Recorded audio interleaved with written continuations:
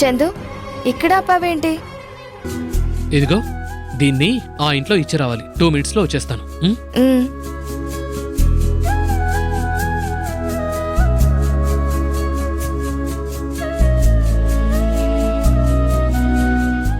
నాన్నా, నాన్నా,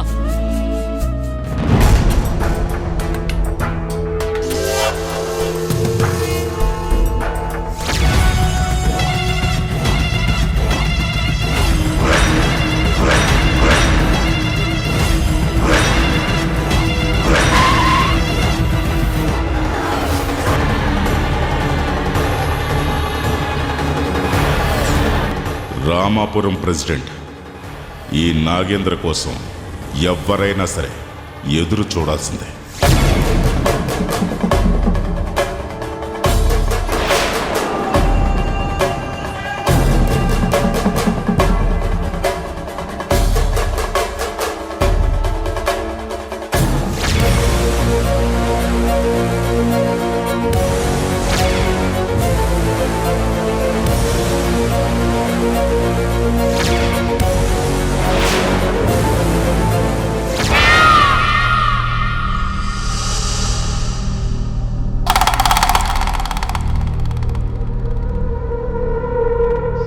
అమ్మా, అమ్మా,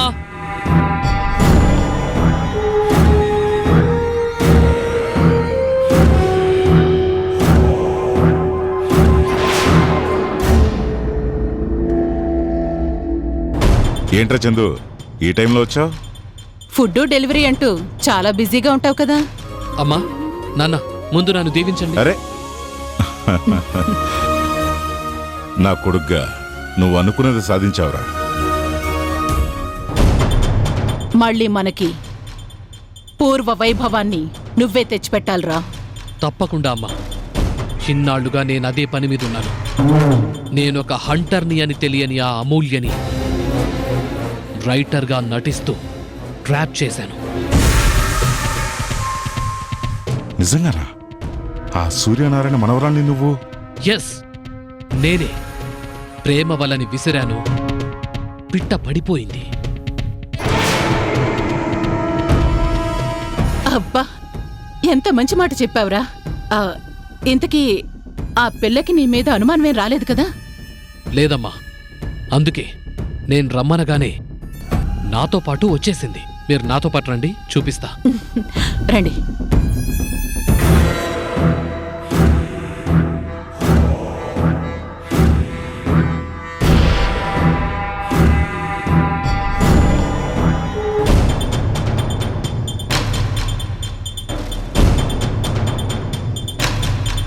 వావ్ చందు, నువ్వు సూపర్ రా. నాకు బద్ధశత్రువులైన ఆ ఇంటి వాళ్ళ పిల్లని పడగొట్టావంటే నువ్వు సగం సాధించినట్టేరా. నాన్నా, ఆ సగమే కాదు, నీ కొడుకు ఇంకో సగాన్ని కూడా సాధించాడు. ఈరోజే నేను నీ శత్రువైన ఆ శ్రీరామ్ కంపెనీలోనే పిఏగా ఉద్యోగంలో చేరబోతున్నాను. విన్నారా అండి? ఆ ఇంటి పిల్లతో ప్రేమ, అదే కంపెనీలో ఉద్యోగం. ఇక మిగిలింది పెళ్లి జరగడం, పగ సాధించడం. ఈ రెండూ జరిగాక ఆ రెండు కూడా జరిగేలా నేను చేస్తానమ్మా.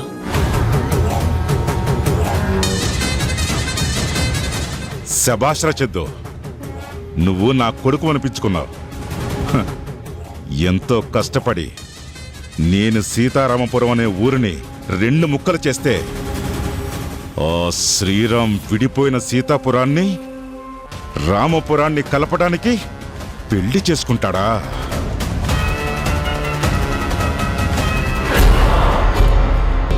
ఇన్నేళ్లుగా నేను అనుభవిస్తున్న నా ప్రెసిడెంట్ పదవిని ఓడగొట్టి కలిసిపోయిన 2 రోజులకి ఆ సూర్యనారాయణే ఏకగ్రీవంగా ప్రెసిడెంట్ను చేసి నన్ను ఈ నాగేంద్రని అవమానిస్తాడా? నాన్న, మీ పగని తీర్చడానికే నేను ఆ అమూల్యని లైన్లో పెట్టాను. ఇక మీదట దాన్ని బొమ్మను చేసి నేను ఆడిస్తాను. రే చందు, జాగ్రత్త. ఆ పిల్లని నీ కంట్రోల్లో పెట్టుకో. ఎప్పుడు ఏం చేయాలో నేను ప్లాన్ చేస్తాను. ఓకే నాన్న. ఆలస్యమైతే దానికి అనుమానం వస్తుంది. నేను వెళ్ళొస్తాను. చందు, ఒక్క మాట గుర్తుపెట్టుకో. ఈ రహస్యం మన ముగ్గురికి తప్ప ఇంకెవ్వరికి తెలిసినా అది చాలా ప్రమాదం. నాన్న పగని, అమ్మ ఆశని తీర్చడానికే పుట్టాడు ఈ చందు.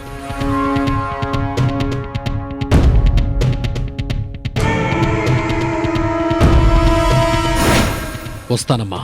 ఆ,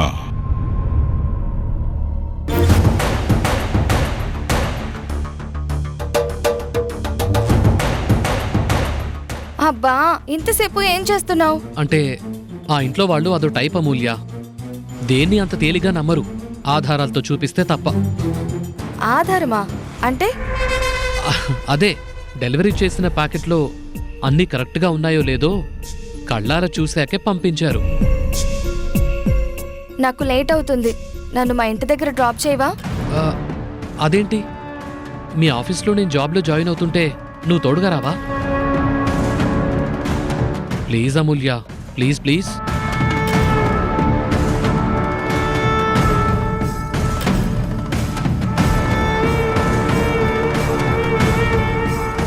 ప్లీజ్ అమూల్య, ప్లీజ్. సరే పద. పద.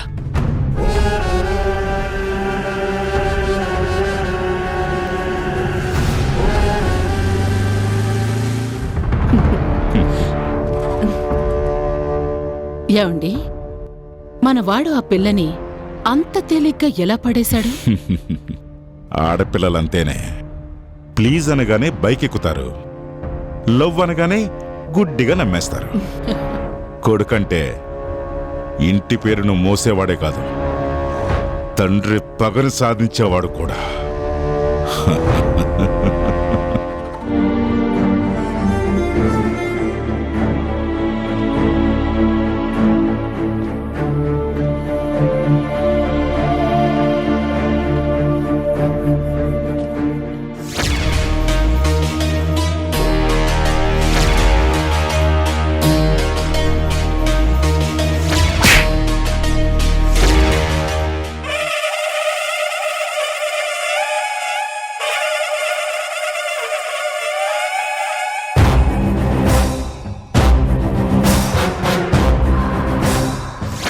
తన పర్సనల్ స్పేస్లోకి ఎవరు ఎంటర్ అయినా అది కరెక్ట్ కానే కాదు.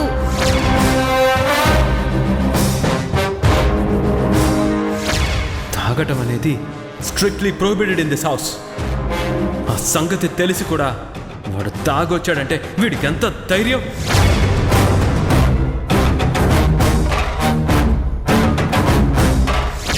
నా హస్బెండ్ మీద చేయి చేసుకునే రైట్ మీకే ఉంది.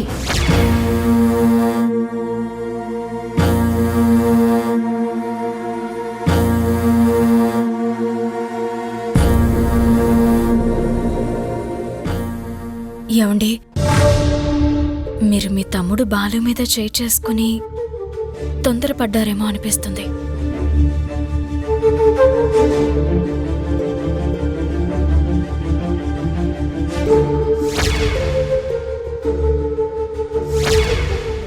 సీత, వాడు నా తమ్ముడు.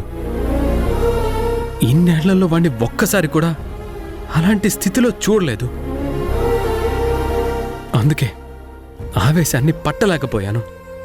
దానికి తోడు వాడు అమ్మని ఎదిరించి మాట్లాడుతుంటే ఎలా సహించను? అందుకని పెళ్ళైన వాణ్ణి తన భార్య ముందే కొట్టేస్తారా? సీత, నేను కొట్టడం తప్పే, ఒప్పుకుంటాను. కానీ వాడు తాగిన మత్తులో రెచ్చిపోతూ వాడి మంచి కోసం చెప్తున్నా అర్థం చేసుకోకపోతే నేనింకేం చేయాలి? చూడండి, అర్థం చేసుకునే వాళ్ళకి ఏం చెప్పకపోయినా అర్థం అవుతుంది. అర్థం చేసుకునే వాళ్ళకి మనం చెప్పే మంచి మాటలు కూడా అపార్థానికి దారితీస్తాయి.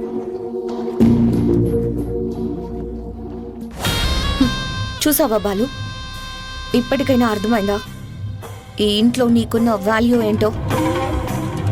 మా అన్నయ్యకి నేనంటే ఎంతో ప్రేమ అని గొప్పగా చెప్పుకుంటావు కదా, అందరి ముందు లాగి పెట్టి చంపని చెల్లు మనిపించడమేనా ప్రేమ అంటే?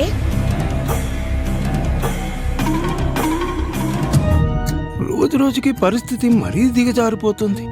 ఇది ఇలాగే కొనసాగితే ఎక్కడికి దారి తీస్తుందో నాకు భయంగా ఉందమ్మా. బాలు మారిపోయాడు.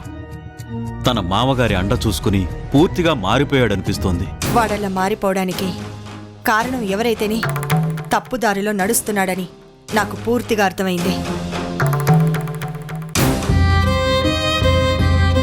ఏమండి, మీ భార్యగా నేనొక మాట చెప్తాను, వింటారా? చెప్పు. ఏ ఇల్లైనా ప్రశాంతంగా ఉండాలి అంటే పెద్దవాళ్ళు కొన్ని చూసి చూడనట్టు ఉండాలి అంటారు. అందుకే ఒక్కసారి మీరు బాలు దగ్గరికి వెళ్ళి జరిగిన దానికి ఫీల్ అవుతున్నానని చెప్పండి చాలు. అంటే వాడికి నన్ను సారీ చెప్పమంటున్నావా?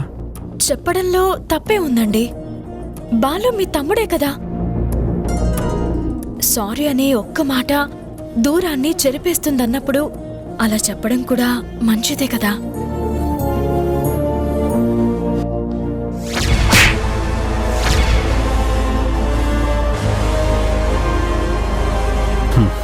పద.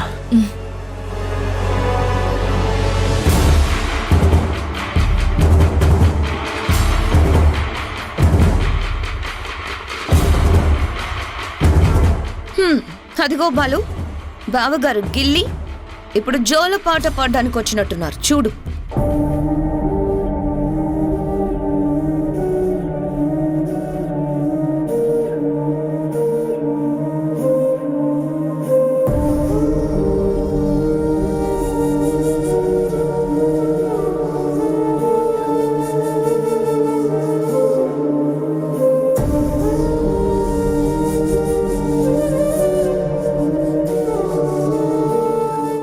Balu, I'm very very sorry రా. రాత్రి నిన్ను అలాంటి స్థితిలో చూసి తట్టుకోలేకపోయాను. నువ్వంటే నాకు ఇష్టం లేక కాదురా.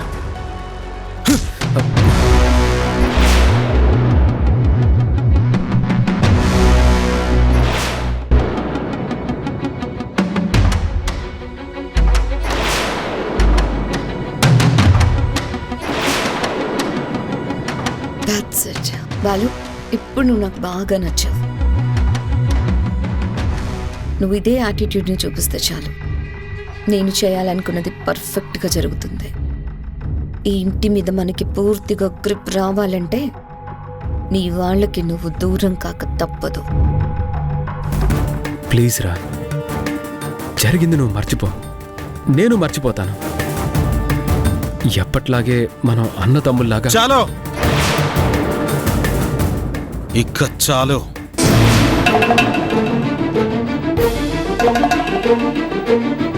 చేసిందంతా చేసి సారీ చెప్తే కరిగిపోయే వాళ్ళెవరూ లేరిక్కడ.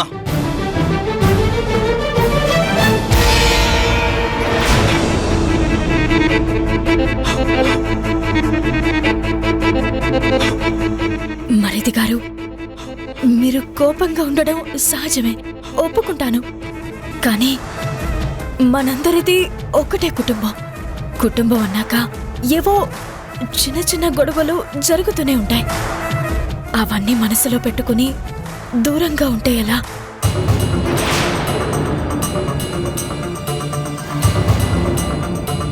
మీ అన్నయ్యే కాదు, నేను కూడా క్షమాపణలు చెప్తున్నాను. మా కోసం కాకపోయినా కనీసం ఇంట్లో పెద్దవాళ్ళ కోసమైనా మీరు జరిగింది మర్చిపోండి ప్లీజ్.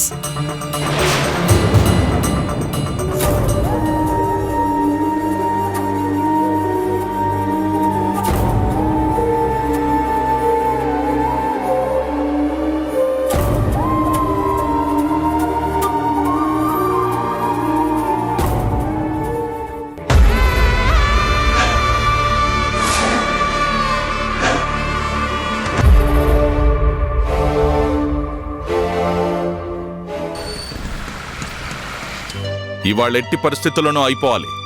లేట్ చేయొద్దు. ఓకే సార్, హ్మ్. మీకోసం ఎవరో వచ్చారు సార్. ఎవరు? పేరు అడిగినా చెప్పలేదు సార్. మిమ్మల్ని కలవాలి అన్నాడు. వస్తాను, నువ్వు వెళ్ళు. ఓకే ఓకే, నేను మళ్ళీ ఫోన్ చేస్తాను. ఓకే.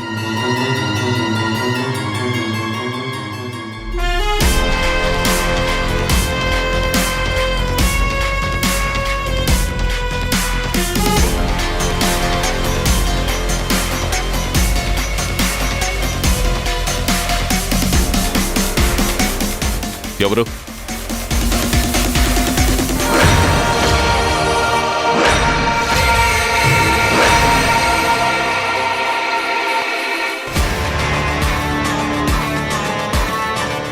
నువ్వా? ఎస్, నేనే. ఎందుకొచ్చావు? రే డిపి, నువ్వు నీ కూతురు కలిసి పక్కా ప్లాన్ ప్రకారమే నన్ను మా ఇంటి నుంచి బయటికి పంపించినంత మాత్రాన మీరు గెలిచామనుకుంటున్నారేమో. తాట తీస్తా. రేయ్ ఆదిత్య, నా ఇంటికే వచ్చి నాకే వార్నింగ్ ఇస్తావా? నేను తలుచుకుంటే నిన్ను ఇప్పటికిప్పుడే నలిపినట్టు నలిపేయగలను. 420, ఇది నీ ఇల్లు, నీ ఇలాకా. దమ్ముంటే నన్ను టచ్ చేసి చూడరా.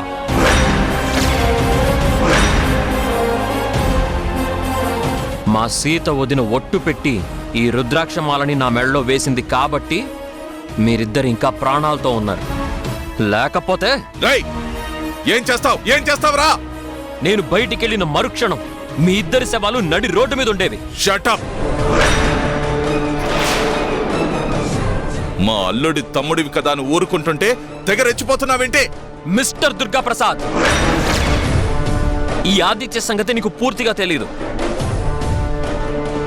నీది మనీ పవర్ అయితే నాది యూత్ పవర్. ఇప్పుడు చెప్తున్నా విను. ఇంకోసారి నువ్వు గాని నీ కన్నింగ్ డాటర్ గాని నా ఇంట్లో ఎవరి జోలికొచ్చినా వాళ్ళకి అడ్డుగా నేను నిలబడతా. అప్పుడు మాటలుండవు, మాట్లాడుకోవడాలు ఉండవు. నడి రోడ్డు మీద జీప్తో గుద్దేయడం నీకే కాదు, నాకు వచ్చు.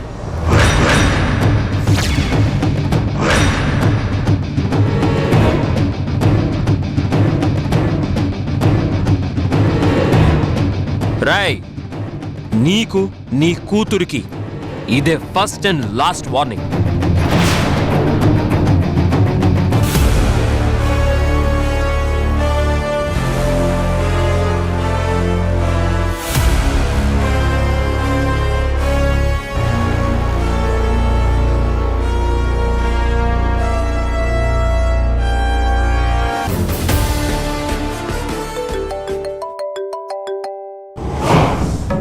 చెప్పు డాడా. బేబీ, ఆదిత్య గారు మన ఇంటికొచ్చాడు. నోటికొచ్చినట్టు అరుస్తూ ఆవేశంలో నాకు వార్నింగ్ కూడా ఇచ్చాడు. బేబీ, నేను ఇంత టెన్షన్తో మాట్లాడుతుంటే నువ్వేంటి? లైట్ తీసుకో డాడ్. మురిగే కుక్క కరువదులే. నో బేబీ, వాడి టెంపర్మెంట్ చూస్తుంటే నాకు అనుమానంగానే ఉంది. Cool dad. ఆ టెంపర్మెంట్తోనే వాడు గడప దాటి వెళ్ళాడు.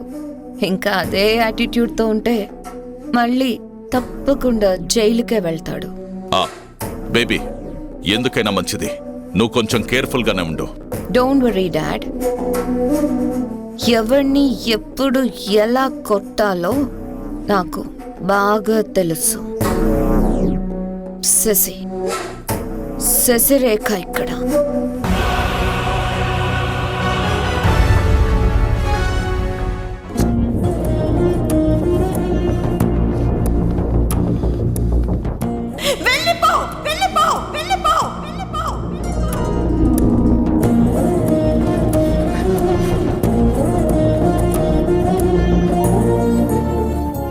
అమ్మా, ఆఫీస్కి వెళ్ళొస్తాను.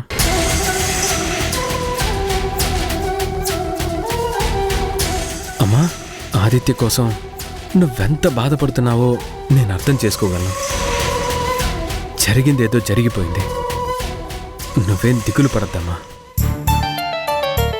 ఇవాళే నేను సీత వెళ్ళి ఆదిత్య ఎక్కడున్నాడో తెలుసుకొని తప్పకుండా మన ఇంటికి తీసుకొస్తామమ్మా. రాము, ఈ అమ్మని ఓదార్చాలని నువ్వలా అంటున్నావు కదూ. లేదమ్మా, నేను నిజంగానే చెప్తున్నాను. కుటుంబంలో ఎన్ని గొడవలు జరిగినా నా తమ్ముడు ఎక్కడో బయట బతకడం నాకు ఏమాత్రం ఇష్టం లేదమ్మా. అందుకే మనస్ఫూర్తిగా ఆదిత్య ఇంటికి రావాలని కోరుకుంటున్నాను. రాము, అదే గనక జరిగితే నా అంత సంతోషపడేవాళ్ళు ఎవరుంటారా? కానీ ఈ తల్లికి అంత అదృష్టం ఉందని నేననుకోను. నిన్న రాత్రితో నాకు ఆ నమ్మకమే పోయింది. అదేంటమ్మా అలా అంటున్నావేంటి? నిన్న రాత్రి ఎవరో తెలిసిన వాళ్ళు ఫోన్ చేసి మన ఆదిత్య ఎక్కడో గుళ్ళో కనిపించాడు అని చెప్పారు. నేను మీ నాన్న కంగారు పడుతూ ఇద్దరం అక్కడికి వెళ్ళాం. కానీ ఆదిత్య కనిపించలేదురా.